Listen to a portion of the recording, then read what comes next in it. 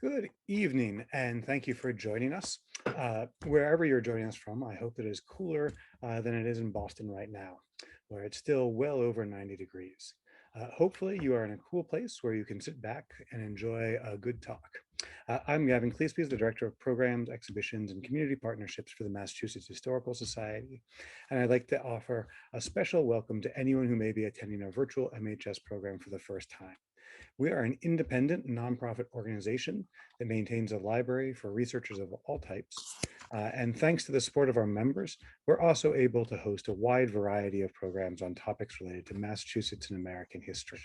Because of the support of our donors, we can offer our programs for free and keep our library open to the public. We hope you will return for future events. And if you enjoy our programs, we hope you'll consider supporting our work by becoming a member. This evening, we are joined by Shesol to speak about his new book, Mercury Rising, John Glenn, John Kennedy, and the New Battleground of the Cold War.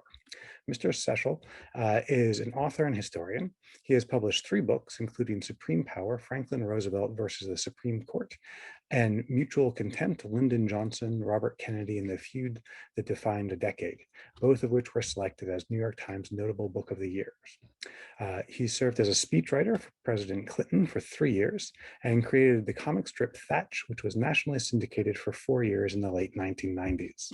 He received his undergraduate degree from Brown University and then went on to be a Rhodes Scholar, receiving his master's in history from Oxford University. Mr. Shesol is joined in conversation this evening by E.J. Dionne. Mr. Dionne is a syndicated columnist with the Washington Post, university professor in the Foundations of Democracy and Culture at Georgetown University, and a senior fellow at the Brookings Institute. He is a nationally known commentator on politics, appearing regularly on National Public Radio and MSNBC. He began his career with the New York Times and has been with the Washington Post since the early 1990s. He is the author, editor, or co-editor of more than 10 books, and he received his undergraduate degree from Harvard University and his PhD from Oxford.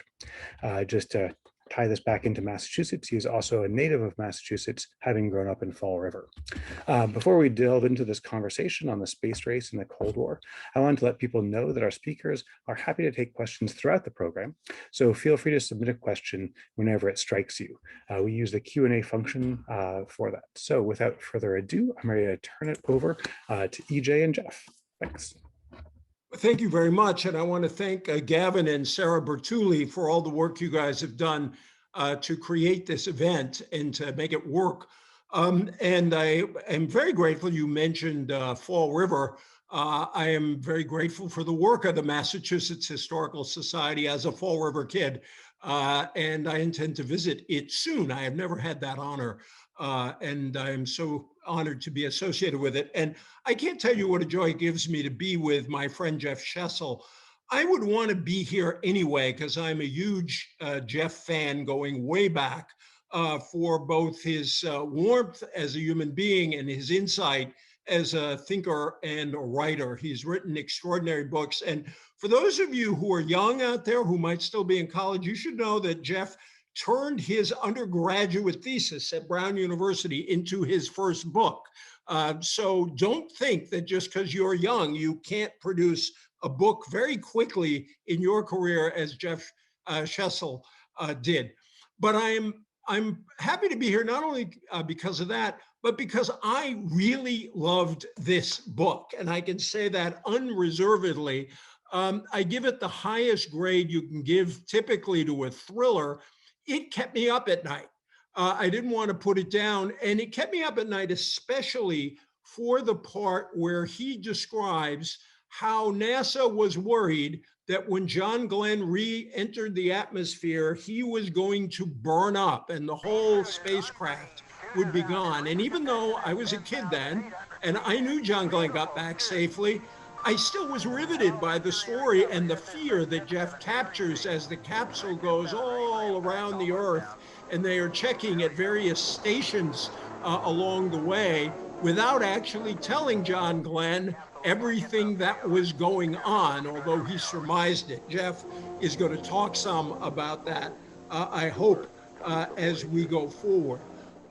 And so I'm going to start. Jeff has also kindly prepared, not only written this book, he's prepared a slideshow that we are going to see at various points in this conversation.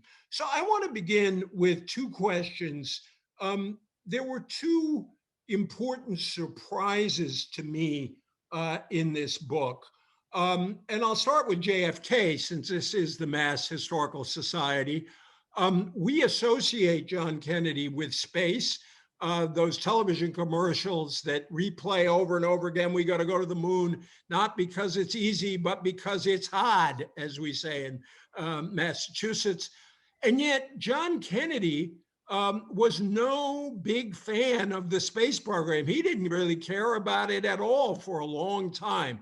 So Jeff, if you could begin, in deference to Massachusetts, with JFK and how he came to embrace the space program after a long period of skepticism. Absolutely. Well, we'll start in Massachusetts and then we'll make our way to Ohio, where John Glenn is from.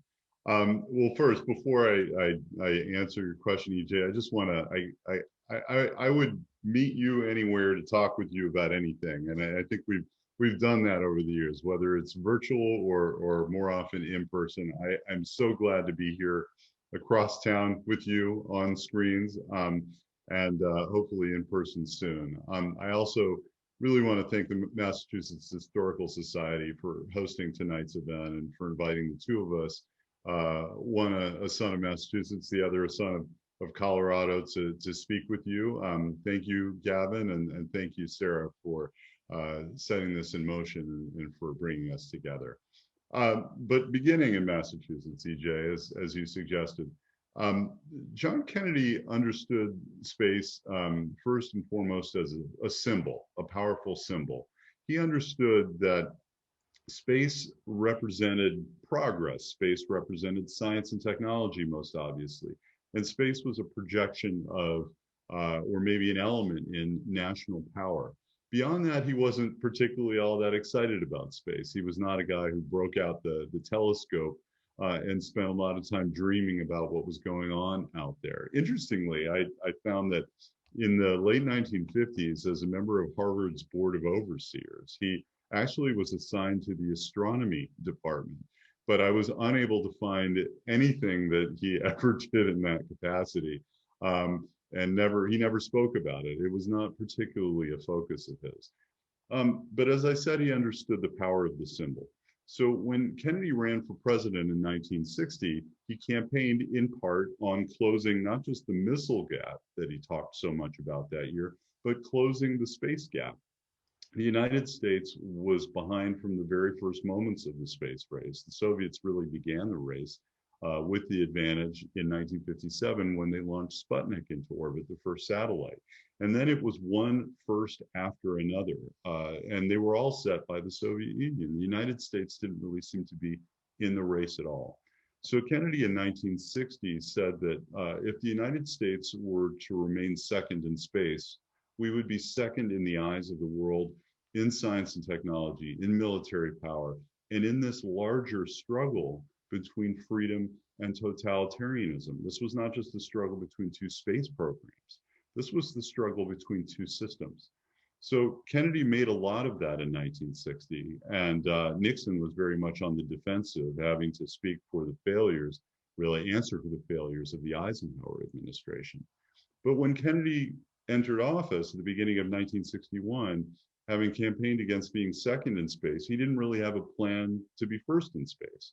And he was immediately confronted by a range of crises around the world, from Southeast Asia. There was a civil war in Laos and trouble brewing, as we know, in Vietnam and elsewhere, a crisis in Berlin, communists in Cuba. There were problems all around the world, never mind domestically.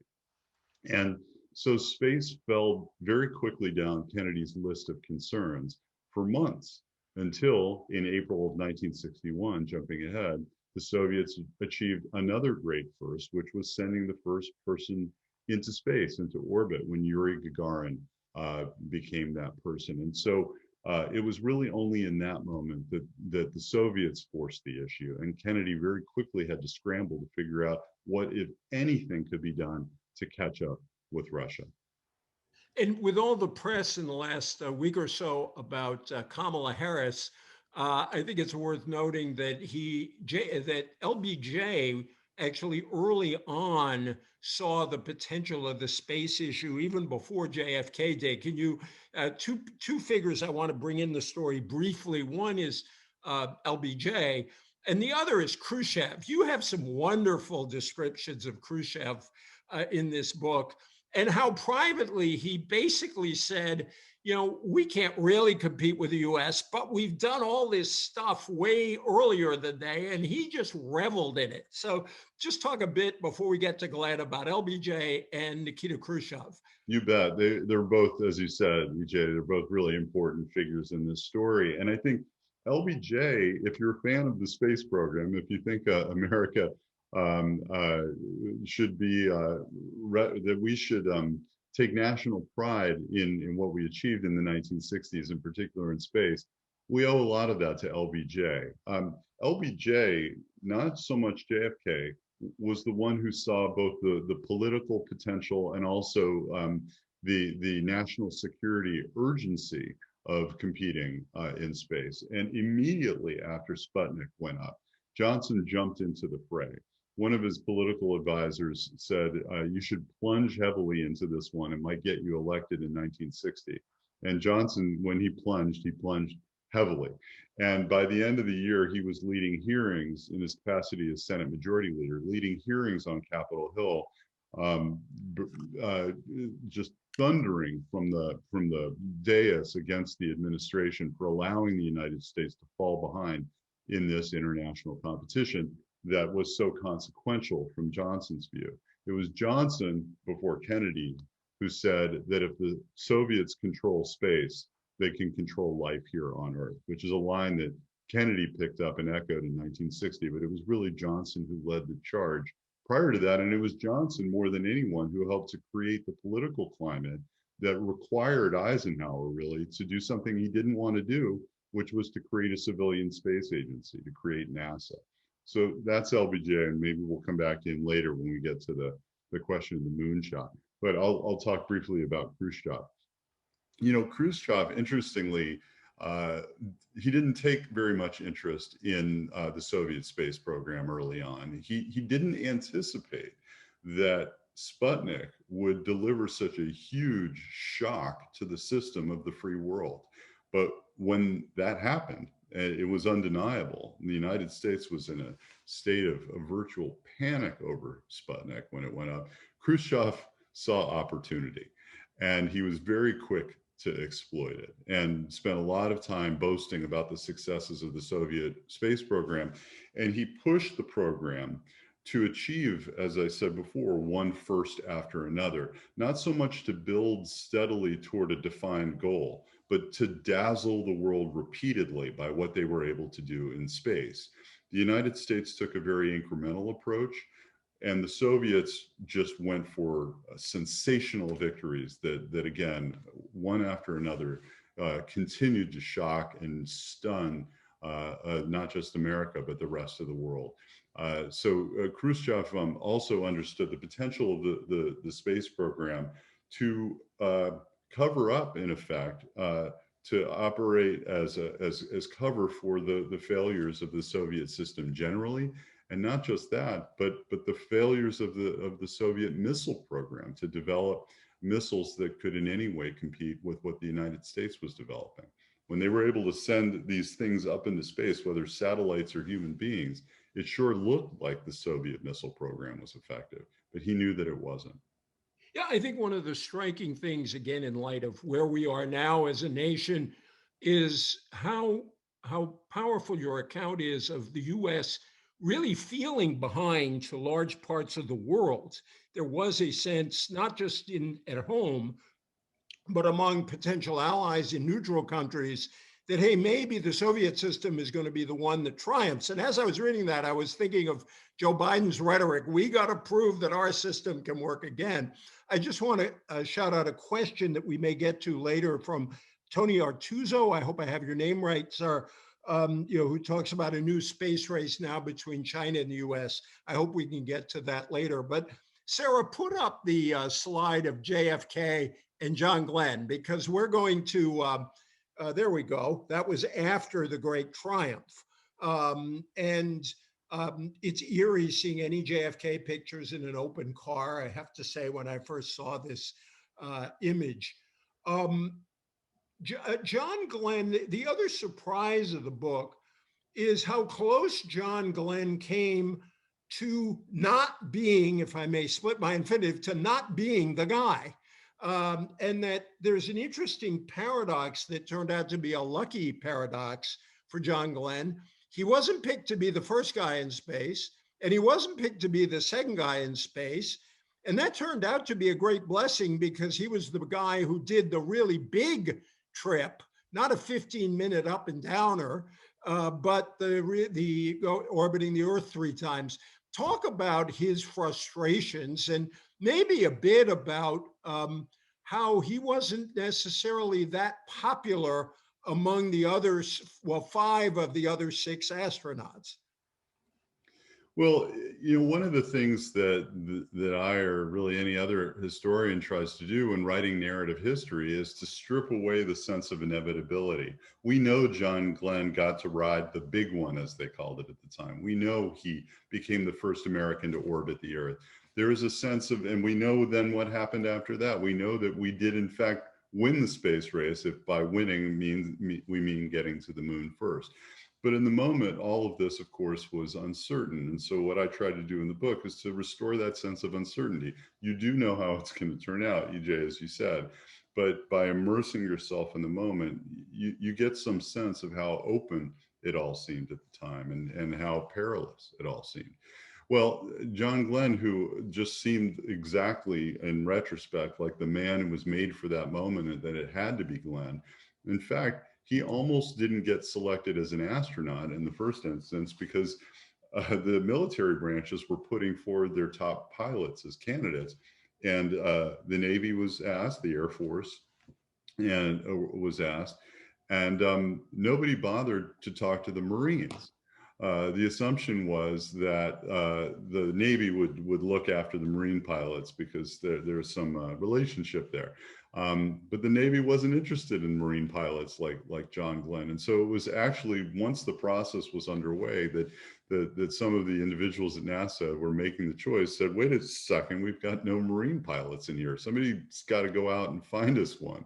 And so they scrambled very quickly, and Glenn was the obvious choice, and one other was considered at the time. So he very nearly didn't even get to be one of the Mercury 7. But once he was selected, and once they were introduced to the public, he seemed, in fact, inevitable. He seemed to be the undeniable choice. Glenn was already famous, for one thing. He had become famous a couple of years earlier in 1957 as a test pilot, when he set a speed record flying a Crusader jet from Los Angeles to Brooklyn in a little over 3 hours. And he wound up on the front page of every newspaper in the country.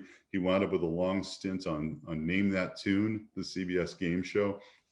So when he walked out on the stage with the other 6 astronauts, all eyes went to Glenn, and he was the natural. The spotlight sought him. He was able to really charm the country all over again, as he had a couple of years before. And so there was a sense, and also I would add, it wasn't simply about personality. He was the most decorated combat veteran of all of the Mercury 7. He had won medals of distinction in both World War II and in Korea. And so Glenn just seemed the odds-on favorite to be the first selected to go into space and possibly become, before the Russians had done it, the first American in space.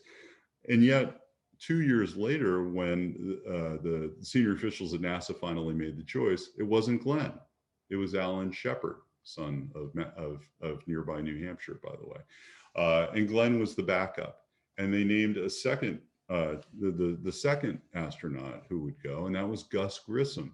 And Glenn was again meant to be the backup to that flight as well. And they didn't announce a third flight. So it was a shock really to the press, which had expected Glenn and been rooting for Glenn. And it was a shock to the public, who again. By the way, I just want to interrupt to say your description of the press is great. And there, with a kind of ironic distance on the press. And I say that as somebody who's been part of the press for a long time, but you really do some interesting work there in the book. But go on. Oh, well, thanks, EJ. I mean, it really is interesting.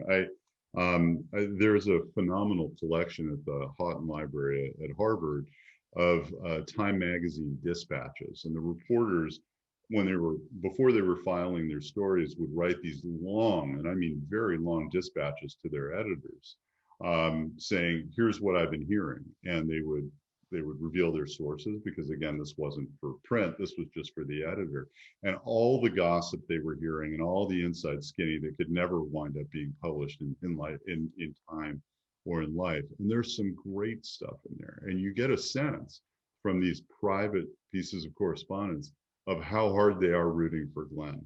And one of the reporters said, even if Glenn fails, he'll look like Babe Ruth striking out. Ruth could never look bad, even when he struck out. There was that kind of commentary going on behind the scenes.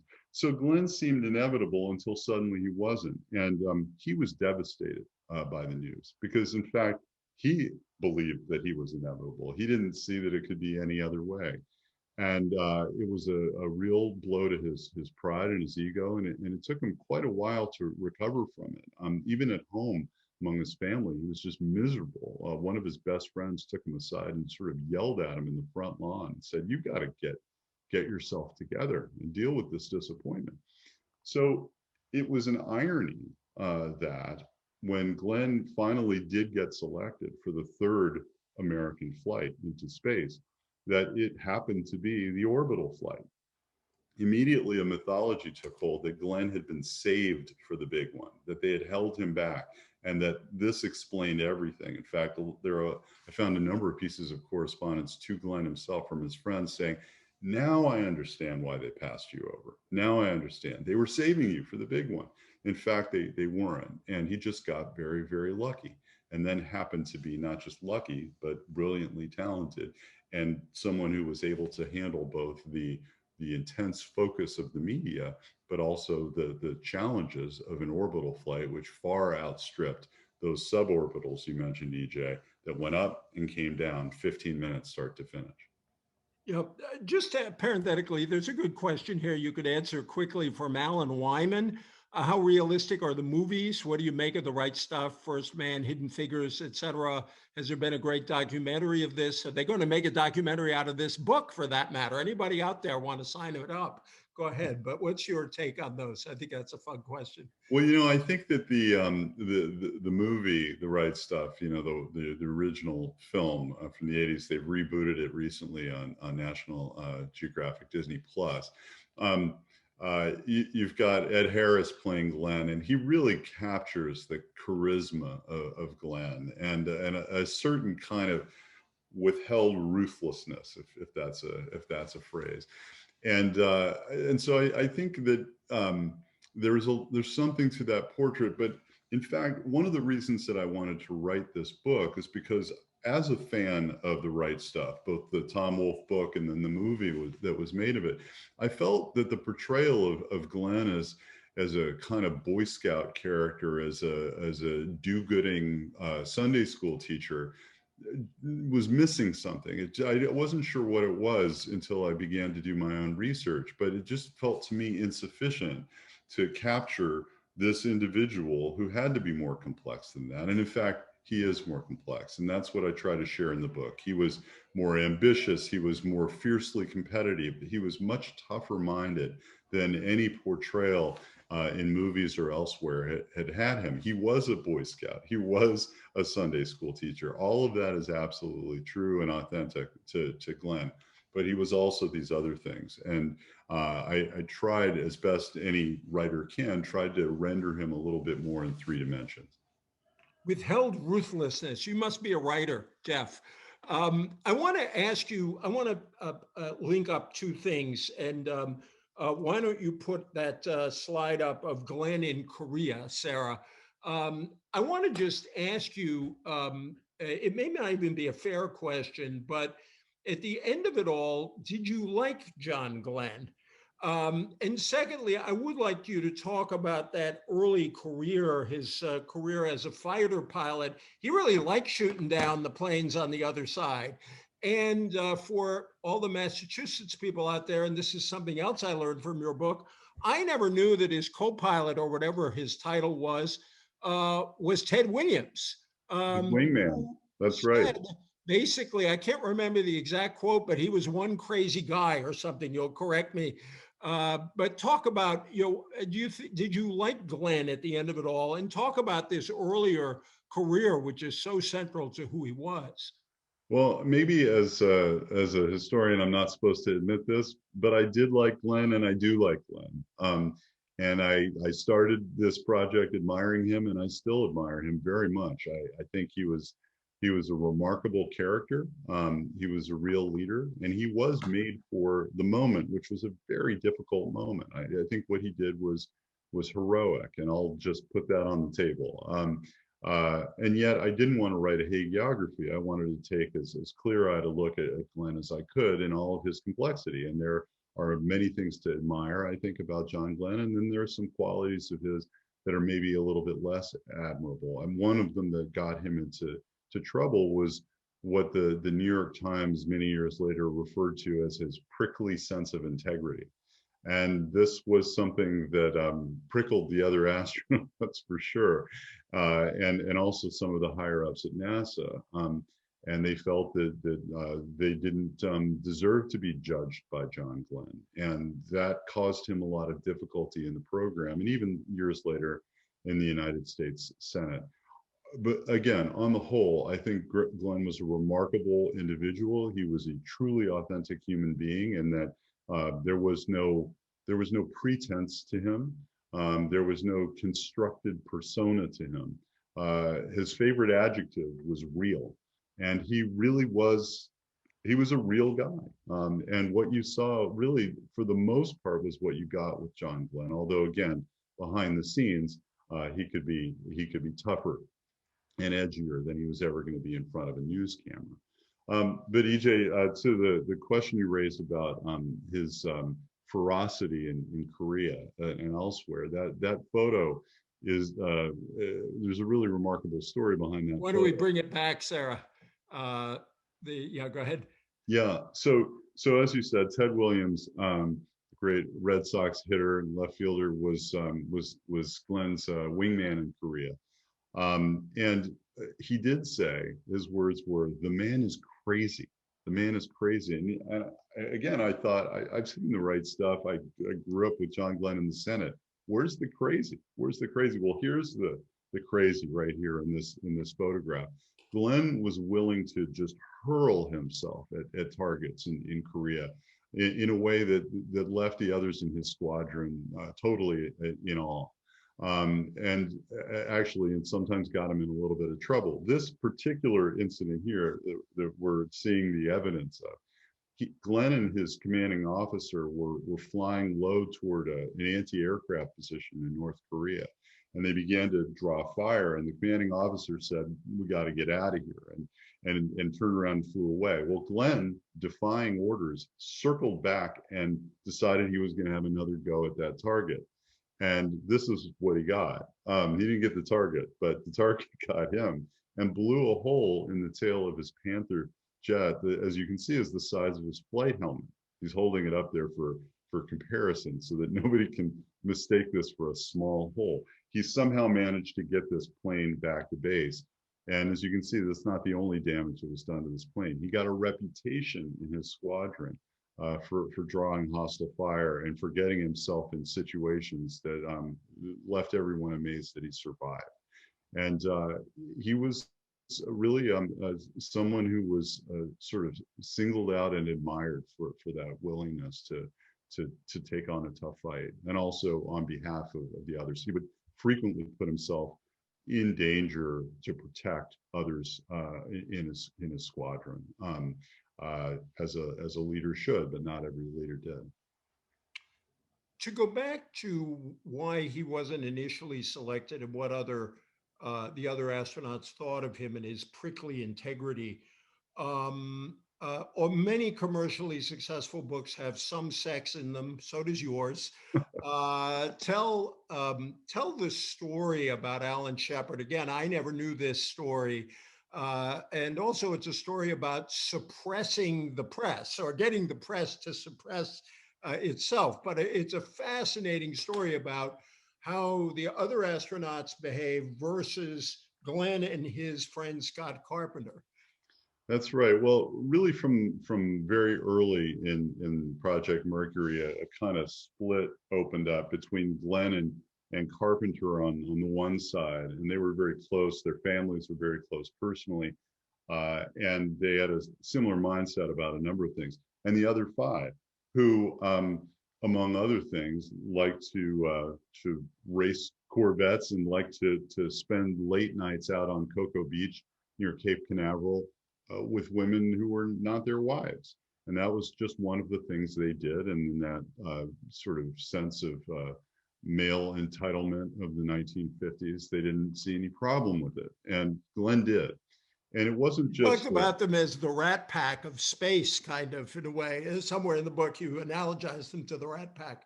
Yeah, they very much saw themselves that way. And particularly when they became celebrities and they were introduced to the world and were on the cover of Life magazine repeatedly and in the newsreels, they attracted many of these women who were not their wives wherever they went. And so they were on one of those trips that they would take together with some frequency. They went out to San Diego in late night in the fall of 1959 to go visit the factory that was building the missile that one of them would ride into orbit, ultimately Glenn, and to meet with local officials and do other things. And at night, they would go to jazz bars and they would have a great time. Well, Alan Shepard one night went across the border to Tijuana. He was in a bar, again, with a woman, and he was followed by a photographer and a reporter who recorded what they saw. And word got to Glenn and to the others that they were going to run a story. They were going to run a big expose of what the astronauts, particularly Shepard, were doing late at night. And so Glenn said, let me take care of this. And from the hotel there in San Diego, he got on the phone late one night and he called the reporter and he called the editor of the newspaper and he called the publisher of the newspaper. And he gave them all the same speech. He gave them all a very patriotic and stern speech about the fact that the United States was in a race against the godless communists for who was going to conquer the heavens. And if this newspaper ran this story, it was not just going to be an embarrassment to NASA and to Alan Shepard. It was going to injure the United States in that struggle and set us back with very grave implication. So they backed down. They didn't run the story. What was the paper, or is there a reason? I'm curious. I don't know which of it was one of the San Diego papers, and I've not been able to determine which one. But it was a local reporter. They were all over the astronauts, and they followed Shepard across the border. And so the way that this affects potentially the selection of who flies first is that Glenn overplayed his hand with the other astronauts. I mean, here he had done what he considered to be a great favor to Al Shepard personally and also to the program in the United States of America.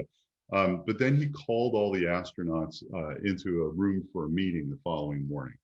And he dressed them down. He dressed them down like he was their commanding officer. And he said, look, this is what I've been warning was going to happen. And now it very nearly happened. And it would have if I hadn't intervened.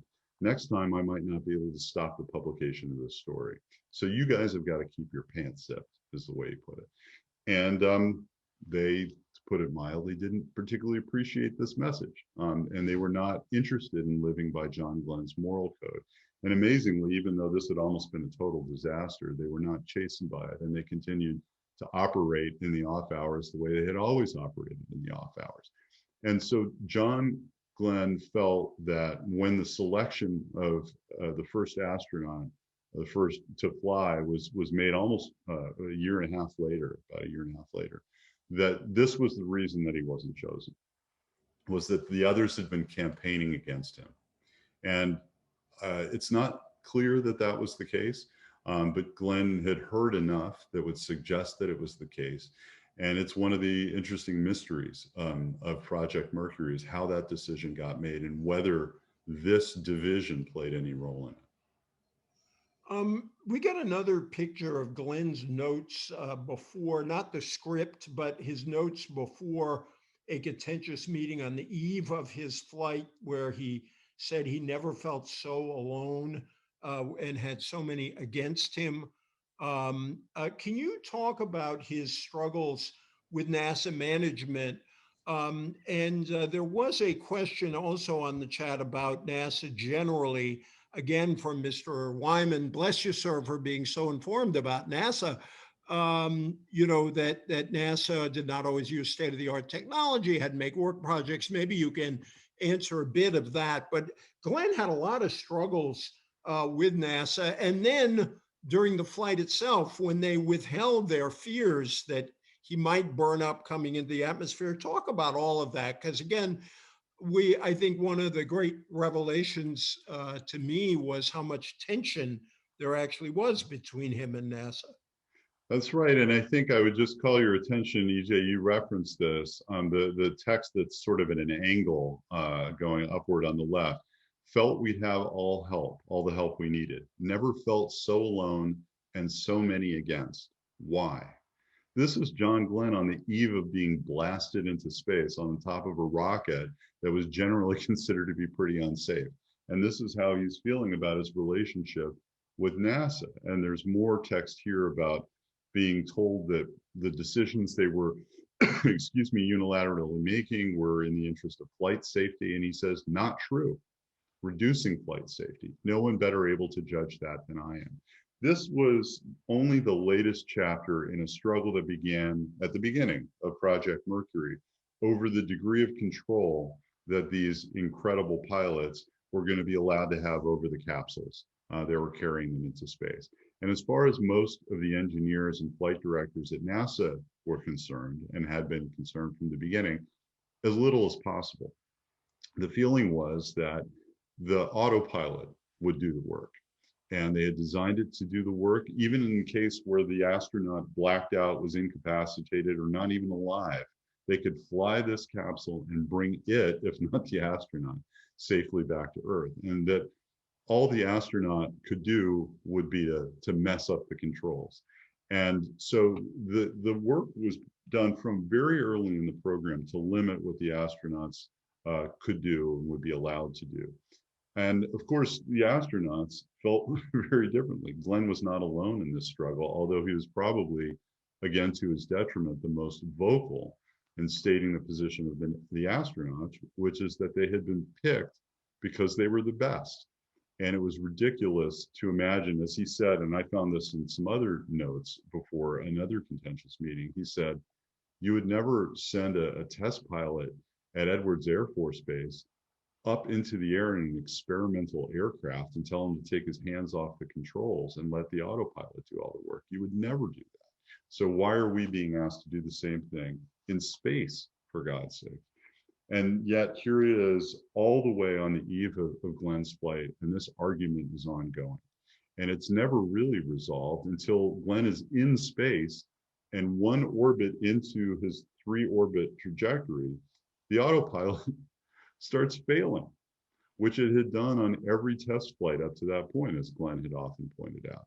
And so Glenn winds up having to take over manual control of the capsule because the autopilot is not all that it's cracked up to be. He's not terribly upset about it, frankly, again, because what they really wanted to do was fly, not to be passengers. And so, you know, that was, you don't want anything to go wrong, particularly when you're in space. But Glenn felt that he could handle that one. Okay. And he felt he made a point in the process about spaceflight and the role of the astronaut. He felt that he had, and the argument wasn't settled with Glenn's flight, but it became clear that the astronauts not only wanted to do more in space, but that they would be capable of doing more in space. There were real questions. I mean, one of the reasons, as I said, these guys were all military test pilots. They were used to taking experimental aircraft and pushing it to the limit, pushing the envelope, as the cliche went. And in this case, the experimental, it wasn't just the spacecraft that was experimental. They were part of the experiment. The test was not just to see if the equipment worked in space, but to see whether human beings worked in space. Yeah. Would they be able to function? Would they be able to think? Would they be able to see? Or would their eyeballs in zero gravity change shape so much that they wouldn't even be able to look at the controls? All of these things were open questions when Glenn went up to spend his 5 hours in space. They had not been settled by Alan Shepard's 15-minute flight, only a couple of minutes of which were actually spent in space.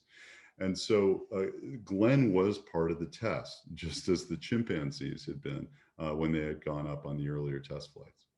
The chimp stories are awesome. Even the chimps became celebrities, as you recount.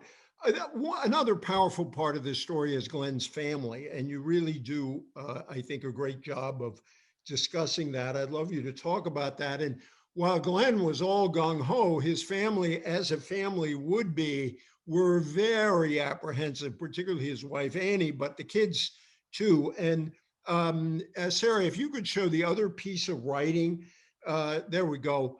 It's a script that, thank you. It's a script that Glenn wrote for his children in the event that he didn't come back alive. And one of the notes there, if you can read it, says, "If you hear this, I've been killed." Talk about that, Jeff. Well, this, this to me was the most shocking, really chilling thing that I found in his archives at Ohio State. There'd never been, to my knowledge, this had never been published before. And I had to read a bit of it, and it's quite a long document. It's many, many pages before I really knew what I was looking at. And then I put that together with some other clues that I had picked up elsewhere, and I understood what this was. And in fact, it is, as you said, EJ, it is a script for a reel-to-reel recording that he made and sent to his family, and instructed his wife, asked his wife, Annie, to play the recording in the event that he didn't come back alive. And he made another recording for Annie. There were two recordings that he sent. And as you see, and as you said, EJ, this starts on a very frank note. If you hear this, I've been killed. And it goes on in incredibly frank and personal terms about his belief in God, his belief in an afterlife. He believed very much in heaven and that he would be there. And he even suggests that he will send a signal to his children, who were teenagers at the time, send them a signal from heaven so that they would know he was there and that he was okay. And it speaks very candidly again and in very practical terms about his funeral. He would be probably not buried at Arlington because there would probably be no body to bury. He points this out in the letter, and he talks to his children about how he wants them to conduct themselves. And one of the clues that I said I put this together with was I had known that in the moments before Glenn lifted off on February 20th, 1962, when he was strapped into his capsule, sitting on top of that Atlas rocket. By the way, the capsule, Glenn getting into the capsule, Sarah, which he said was like really getting dressed. He said, you don't get in it, you put it on. Yeah, there we go. And that cabin there, and you're looking at Friendship 7 and the capsule. The cabin by his children, by the way, another thing I learned in the book. That's right. That's right. He enlisted them in the naming of the capsule because he wanted them to be engaged. Again, they were teenagers. They weren't, little children who didn't know what was going on. They were well aware of the dangers. And one of the ways in which he tried to normalize the experience that he was going through was to sharing facts, all sorts of information with them, and giving them a role in things like this. So they were participants in all of this. So here he is climbing into or being inserted, as they put it at NASA, being inserted into the capsule. And the cabin of the capsule is about the size of a cockpit of a small jet. And so after this moment, and he's strapped in and the gantry pulls away and he's sitting at the top of this rocket, Scott Carpenter in the blockhouse patches Glenn through to Annie, his wife. And one of the very last things that Glenn says before he says goodbye is, "Did you get the tapes? Did you get the recordings that I sent you?" And so this was very much on his mind. And I think that on the one hand, this seems obvious, right? I mean, he's going to ride this rocket into space. Nobody has done that before on this particular rocket, which was so much more powerful and therefore more dangerous than the other rockets. And yet, publicly and elsewhere, Glenn maintained an appearance of total calm and total confidence, but he was roiling. And I think that the notes that we looked at earlier indicate how tense things had gotten with the flight directors at NASA. President Kennedy, during this long series of delays before Glenn's flight, was getting nervous. He was very nervous that this was going to be a disaster and it would happen in front of the eyes of the world. He brought Glenn to the Oval Office for a meeting, partly a photo op, but partly after the cameras were ushered out, a private meeting. And he said, "Is this going to be safe? Is this going to be okay? Has NASA done everything that it needed to do?" And Glenn said, "Absolutely, absolutely." But privately, Glenn didn't feel that way. And the struggles that we saw referenced in those notes make clear that Glenn had his own concerns, and they were very powerful.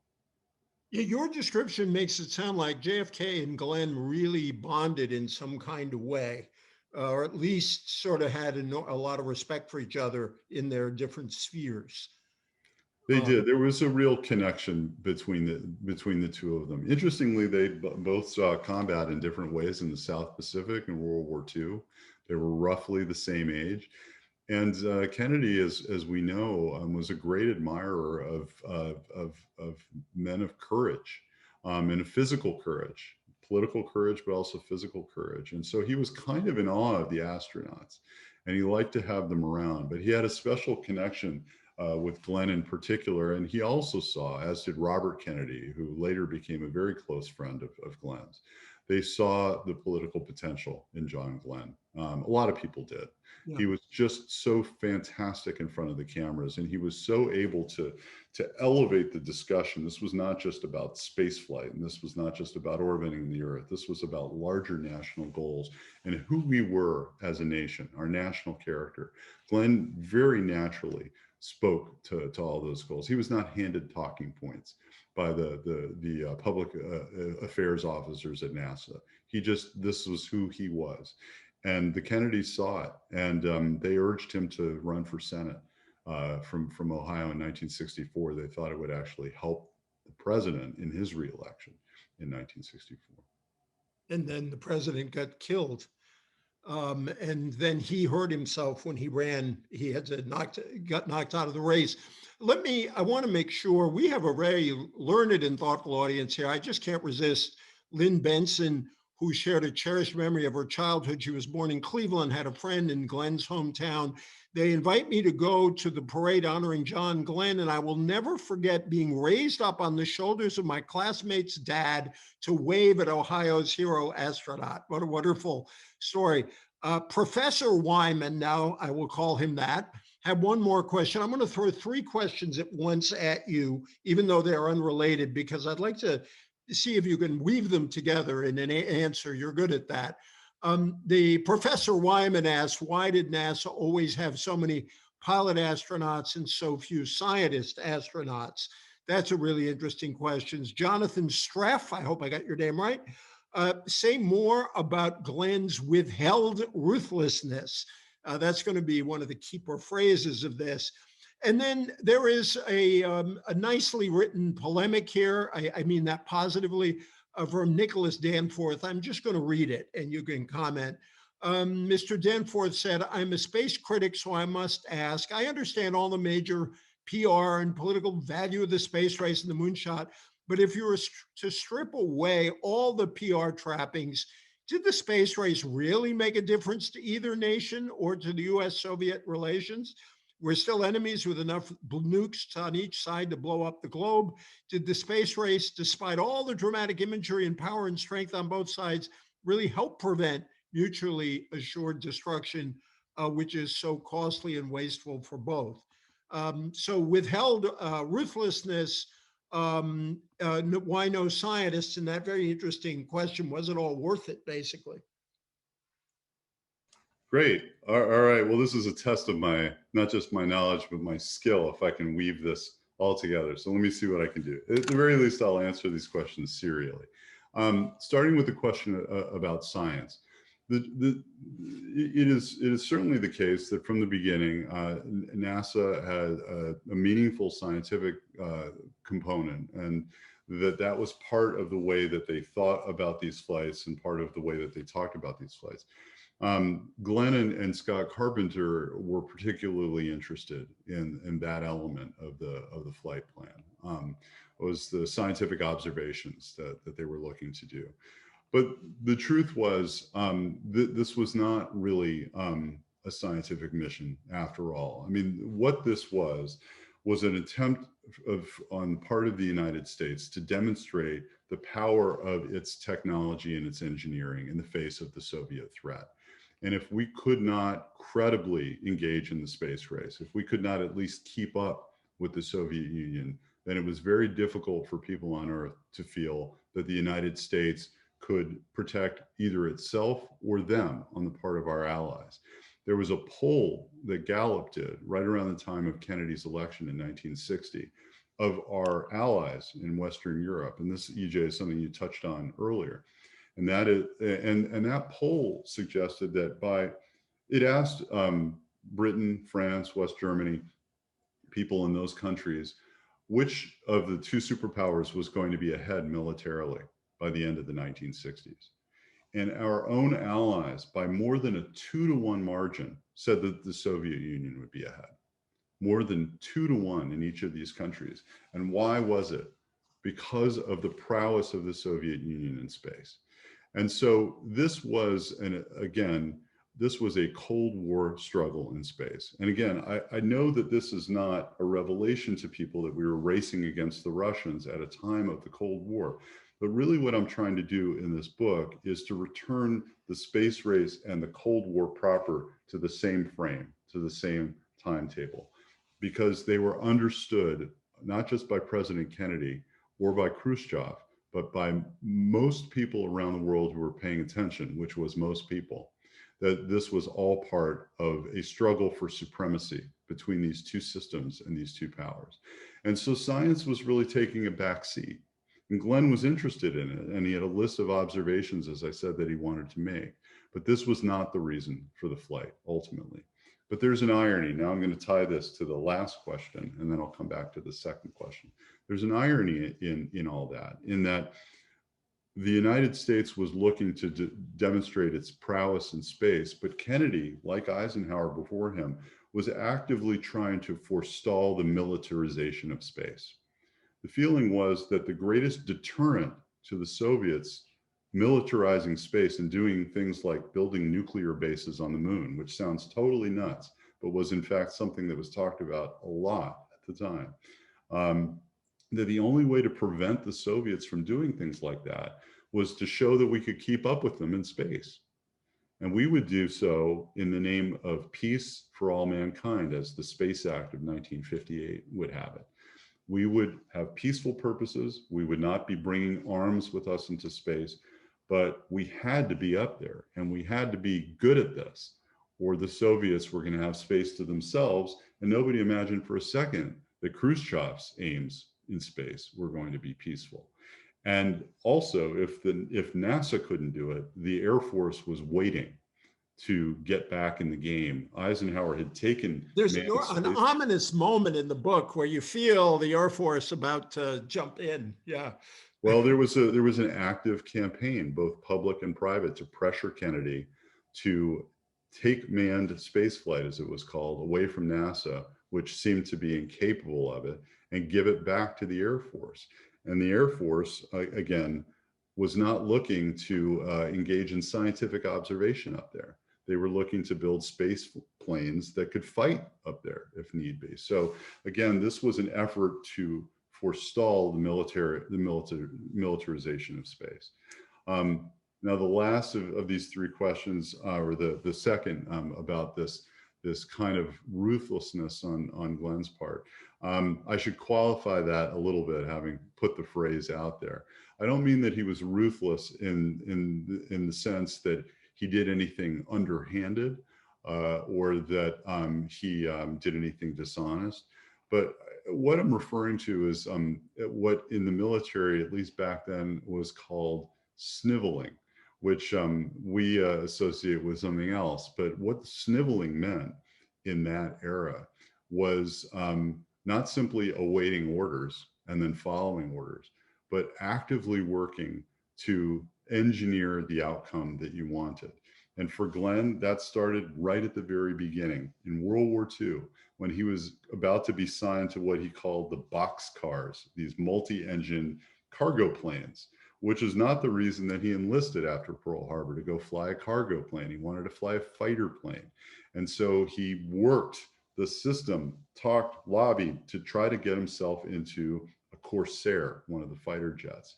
And this was not the plan, but ultimately Glenn got what he wanted. That was what sniveling was said to be. And it happened again for him in Korea, and it happened again at NASA,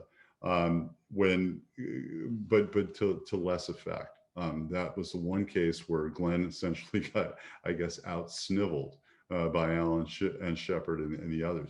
But this was a philosophy of Glenn's. He said, look, I'm not going to make any apologies for this. I have never felt that the way to succeed in life or in the military or anywhere else was to just sit back and wait for fate to deal its hand to you, but to be an active agent on your own behalf toward a goal. He saw these to be honorable goals, and he was, again, not doing anything underhanded, but he was letting his preference and his desires be known. And generally, he was getting to do what he wanted to do. All right, we're going to have to wrap up here. And unfortunately, which I guess will leave the question about the Chinese-American space race to an op-ed that you promised to write to answer that question. I want to close with two things. One is a really interesting question here from Pat Taylor. And I'm going to merge two so that we can end where your book ends.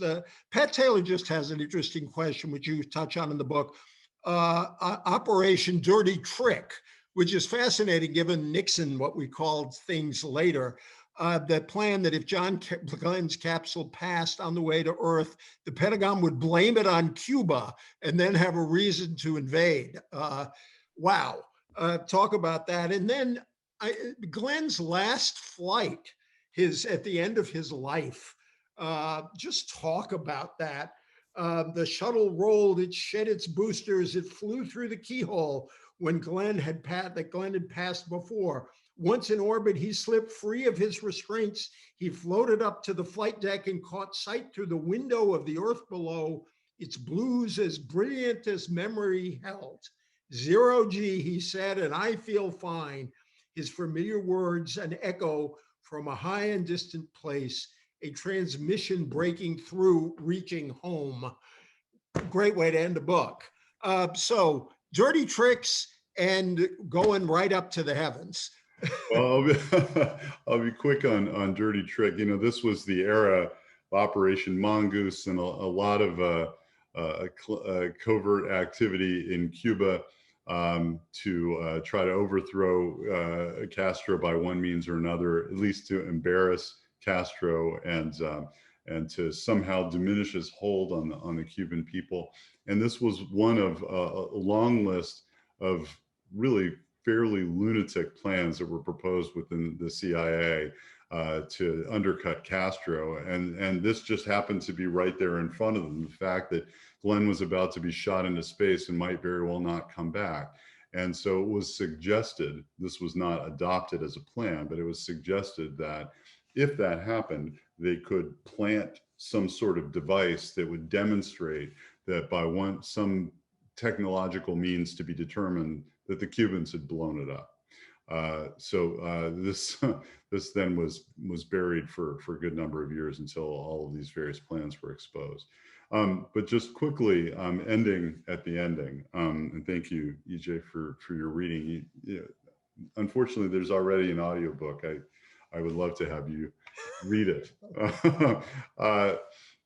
So Glenn's ambition after his flight, the flight of Friendship 7, was to go back into space. This was never meant to be a kind of one and done experience. He was building skills in space flight. Again, it wasn't just about a test of the equipment. It was about a test of the astronaut. And so he fully expected, and the public again, and the press again, expected that Glenn would go back into space. And many predictions were made that he would be the first man to walk on the moon. But over the year or two that followed, it became very clear that the resentment of Glenn within NASA, not just by the other astronauts, but among the higher ups, was only stronger after the way in which he was celebrated. And one of the engineers said to me, he was bigger than the Pope. I mean, and bigger than the Beatles. So, this gives you a sense of the scale. And this was not fully appreciated within NASA. There were a lot of jealousies and resentments that Glenn had sort of gotten. He was already too big for his britches, and now he was even bigger. And so Glenn was kept out of the flight rotation. And it took him a couple of years before it became clear to him that he would never fly again, as far as these officials were concerned. And that was when he decided to leave NASA and to run for office, as we were discussing before. But he never gave up the dream. And after he had nearly finished his 4 terms in the US Senate representing Ohio, he came up with an idea that NASA should send him back into space. You could call this sniveling again, and to study the effect of aging on astronauts. And there was all this data that had been collected about him at age 40. Now he was 77, and he passed every physical test that the astronauts who were much younger had to pass. And he managed to convince Dan Goldin, who was then the administrator of NASA, and ultimately President Clinton, to send him back. And he went up on the space shuttle in October of 1998, and he had a fantastic time. Just to give you a sense of how long ago this was, one of the most noted accomplishments of John Glenn during that flight was that he sent a very long email from space to President Clinton, who wrote him back. And this email exchange was newsworthy because it was the first email from space. I love that. The first sentence of the book, John F. Kennedy spent most of the morning of February 20th, 1962, as the rest of America did, in front of a television. And you just want to read it on from there. Thank you so much, Jeff. And thank you to Gavin and Sarah for putting this together, for all the people with great questions, and to the Massachusetts Historical Society for documenting the history of my favorite state in the Union. Thank you so much. Thank you, Jeff. Thank you, EJ. And I want to thank you all as well. I really want to thank Massachusetts Historical Society. This has been really wonderful to talk with you and to receive these questions from all of you out there in your little squares on the screen. And thank you again, Gavin and Sarah, for arranging all this. Well, thank you, EJ and Jeff. This has been a wonderful presentation, and I hope that our audience will consider buying a copy of the book. So please go to your local bookstore or purchase online, and we hope that you guys both have a great 4th of July weekend, and that everyone has a nice holiday weekend. So thank you all, and good night.